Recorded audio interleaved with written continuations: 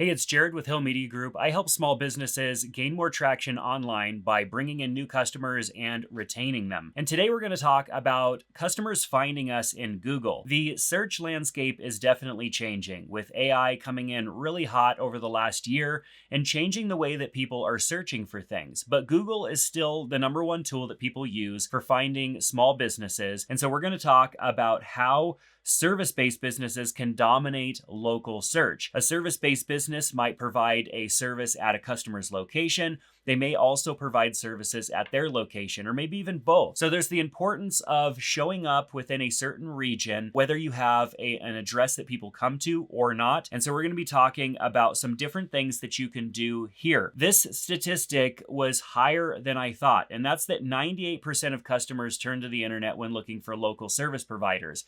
I thought that there would still be maybe a bit more word of mouth there, and that maybe this percentage would be lower. But that's a huge number, 98% of people going online looking for service-based businesses, not even asking our friend or our coworker, but going online. And the majority of our clients here at Hill Media Group are small businesses that have a local location or do business locally. And so it's really important not only for them to show up organically in Google search, but to show up in the maps pack that shows the nearby businesses based on the search that the person is making. So in this video, you're going to learn everything that you need to know about ranking better in Google for your business. Number one is first understanding what it takes and what local SEO is. Now, Google local search primarily utilizes three different things for ranking a business. First of all is relevance. Is the search term that somebody typed in relevant to that business? Number two is distance. That's an important one. The distance between the person and the business. And this obviously is more important for businesses with a physical location, because if there are a whole bunch of different options for me in town, I probably want the best, closest one to me. And number three is prominence. And prominence can be made up of a variety of different things, from good Google reviews to having a filled out business profile and a good website that answers all the questions that Google would need to know in order to rank that business. What's referred to as the local pack is that maps pack that shows up when you do a localized search in Google. And so the local pack is going to show the best business options based on that criteria that I just went over. Local SEO matters to businesses because 76% of people who do local searches visit a business within 24 hours. 88% of local mobile searches lead to a store call within 24 hours. And local SEO leads convert at roughly 25%. Think about your own search behavior when you're looking for a business. When you type in pizza,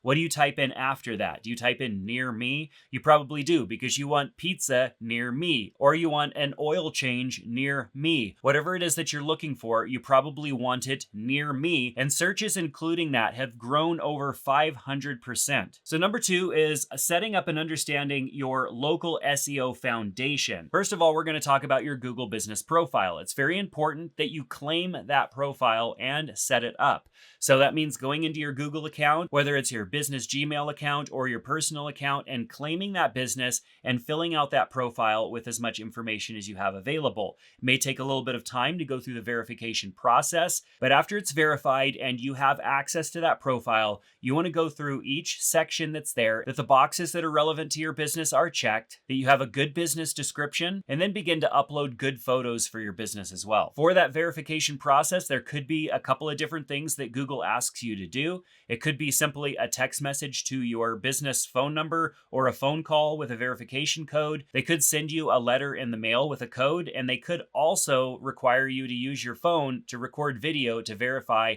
that your business location exists. Now, name, address, phone number, or NAP consistency across all of the different places that your business can be found online is still really important. Name, business name, address, and phone number, those things need to be consistent. And especially if you have a business address that might have a suite letter or a suite number, making sure that those are consistent is still also very important. So you want to make sure on your Google business listing that that's correct. And then whatever it shows up as on your Google business listing, you also want on your website, and you want on every other website that might have your business listed. Think of those local directories, your local Chamber of Commerce website, stuff like that. There are a variety of paid website tools that you can use to assist in the process of checking and updating all of that information, especially for businesses that have been around for a while and show up on a lot of different websites. You also want to make sure to choose the right business categories. Google has a lot of different business categories, but they might not have one that specifically fits your business. So you need to identify which one's going to be the best and choose that one. And then make sure that that's also consistent across all of the other different platforms, and then even your own website.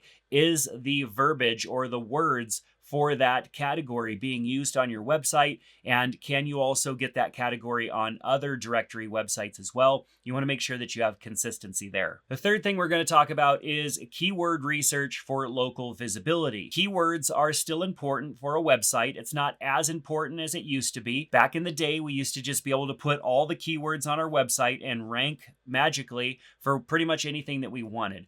These days, Google is way smarter, and Google uses not only the content from your own website, but it's using the Google business listing and any other website that might have information about your business on it as well. And then it's also measuring that against other businesses that are similar to yours to see if they're using the same terminology. And so there's importance in consistency there, not in copying directly what other businesses are doing, but making sure that you are speaking and talking in the same way that other businesses are that are ranking in Google. So you might be looking in other regions outside of your city, maybe even your state, just to see what other businesses are doing and saying, so that you can make sure that you are showcasing your products and services in the same way, so that there isn't any confusion there and Google isn't wondering why this business is so different from everybody else. There's a couple different ways that you can find keywords. First of all is when you start typing into a Google search, you get the recommended search terms that would come up. It shows you a list, so you can either keep typing or you can click on one of those. When you start typing in search terms like oil change and then see what comes after that, or auto repair or massage therapist, whatever those search terms might be, Google's going to show you what shows up after that. And you could take those keywords and use them as inspiration for content on your own website. Those also might be things that you might want to mention in your Google business profile as well. Now, if you live in a bigger area and you have a lot of competition, it might be really hard to rank for something like auto repair near me. You might need to look at longer tail keywords. A long tail keyword is not just auto repair near me, it might be Chevy Silverado transmission repair near me. And while that's much more specific, if we build content into our website that's specific to the services that we provide, even though we might have to get a little bit lengthy with our content, maybe build out more pages on our website so that we could be that specific, we're more likely to show up in the search engines for these more specific search terms. Now, probably not every single day that somebody's going to be doing a search for Chevy Silverado transmission repair near me, but if they do, we're probably going to rank #1 because we're one of the few companies that took the time to be that specific with our content. And with the AI tools that we have these days, it's much easier to write that content and not have to spend so much time generating that on our own. It's also important that the content on our website is not so robotic that it doesn't sound like it's actually being spoken. Voice search is definitely on the rise. 76% of mobile users are using voice search to some extent weekly. You can lean into this really well by having an elaborate FAQ section on your website that has questions written in the form of somebody asking them verbally, and then being more conversational with your responses. Another tip would be to analyze competitors' keyword strategies, especially those competitors that are ranking higher than you in Google search. You can also look into other regions or even other states to see what those top ranking websites are doing. Now, it might be as simple as just looking at their website and seeing what some of the bigger text on their website has to say. But you might need to use a web tool like Ahrefs to put in your competitor's website and see what types of things they're ranking for and what keywords they're using. #4 is optimizing your website for local search. You want to create a unique landing page for every service that you provide. This could be kind of exhaustive if you have a lot of services that you provide. You can't simply duplicate content on these pages. They need to have unique content. Like I mentioned earlier, we live in the age of AI, and you can lean on AI to help you write this content.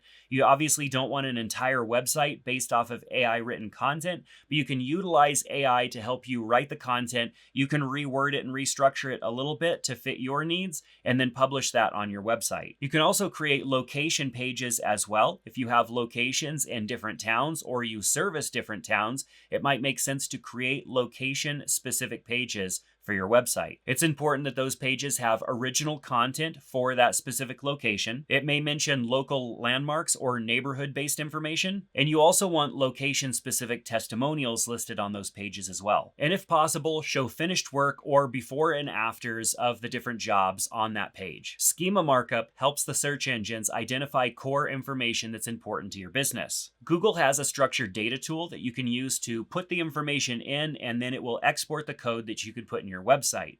If you have a WordPress website, Squarespace, or some other platform-based website like that, it's likely that there are tools already built in to make this a really easy process. And it's also still a good strategy to make sure that your title and meta descriptions on your page are filled out and showcasing keywords that are important for the content that's on that page. Not only that, but your header sections on the website and what you choose to make bold is important because those are signals to Google of things that are important, and things mentioned either in titles, headers, or bold should be extremely relevant to what's on the page. Number 5 is building authority with citations and reviews. We talked earlier about NAP, the name, address, phone number, making sure that that's consistent across all of the different websites. When you find your business listed on another website, contact that website or try to claim the listing or whatever's on that website so that you can update it and make sure it's filled out. If there's an option for a link to your website, make sure that you're linking directly to the website or the location-specific page based on that information that's on the referring site. You always want your Google Business Profile to be the source, the place of truth. So whatever is on the Google Business Profile is what you want replicated in other places. If your business isn't listed on other local directories, you can create listings on those directories or submit your information to be included in those directories. Some of those directories might be having a Yelp page that's location specific, might be your Chamber of Commerce. There might be local industry specific websites that showcase certain industries and the different businesses there. I'm also thinking about organizations that you can belong to as a business or associations as well. All of those listings have the opportunity to showcase your information and a link back to your website. Depending on the website, some of these could be free, some of them could cost a little bit of money. You also want to be encouraging your customers to leave reviews. I made an entire video on 5 different ways that you can ask your customers for reviews, and in one of those I shared an email automation that automates the process of asking customers for reviews so that you can grow the amount of reviews on your Google Business Profile. At the beginning of this video, I shared that 98% of people are using search to look for small businesses. That means that those business reviews are also showing up, and those are what people are using to determine whether a business is something that they should try out or that they should avoid and go back and look for a different one. So it's really important that you have relevant, new, and accurate Google Business reviews, and that you not only just get those reviews, but you also respond to the reviews by replying to them after somebody's posted them. It's also important that if you get a negative review, that you respond to it as well. Of course, make sure that it's valid. If it's an invalid review, you can flag it and ask Google to review it and remove it. But if it is a relevant or a good opportunity for you to reply and provide a response, that shows customers that you care and that you want to better understand the situation that went wrong. One study shows that businesses with over 200 reviews have 2x the revenue compared to businesses with the average amount of reviews. Now that kind of makes sense because if you have enough customers to get 200 reviews, you're probably a big enough business that you're getting that much more revenue than a smaller business. But there are businesses that have a lot of customers that don't get a lot of reviews because they don't have a process in place. So it's important to be growing that customer review base, because as your customer reviews grow, there's that relevance for your Google business listing, and it's going to improve your ranking. It's going to also showcase your customers' experiences better, giving you more visibility. Number 6 is a bit more advanced, but I'm going to mention them, and you definitely want to do your research here. The first is link building. Link building is getting external sites to link to your website. Now, there's a lot of ways to do this wrong, and a lot of companies that promise link building from relevant websites and all of this stuff. You do not want to use link building services because the chances of you getting bad links or links that just end up going dead after a short period of time are quite high, and you only want relevant links coming from websites that make sense, that people actually use from your regional area coming to your website. So it's very important, if you are going to start building inbound links, that you do it manually and that you get links from reputable websites that agreed to have your content or a link to your website on their website. Good examples of these websites are local business directories and associations. You could also look for community partnerships that could provide backlinks to your website as well. For example, sponsoring a local baseball league, and so on their website, they give you a link back to your website. Partnerships with complementary businesses where you're linking to their website and they're linking to yours. And there's also a variety of different ways that you can utilize local media as well, such as your radio station, your newspaper, your local business journal, and other types of local organizations that are producing content to showcase you or your business and provide backlinks to your website. So there really is a lot when it comes to local SEO for your business. It's most common that small businesses will hire a company like mine to work on this stuff for them, because it can be kind of an all-encompassing thing for a period of time, especially at the beginning as we're trying to do a big push in getting everything updated and relevant so that the search engines start to rank the business.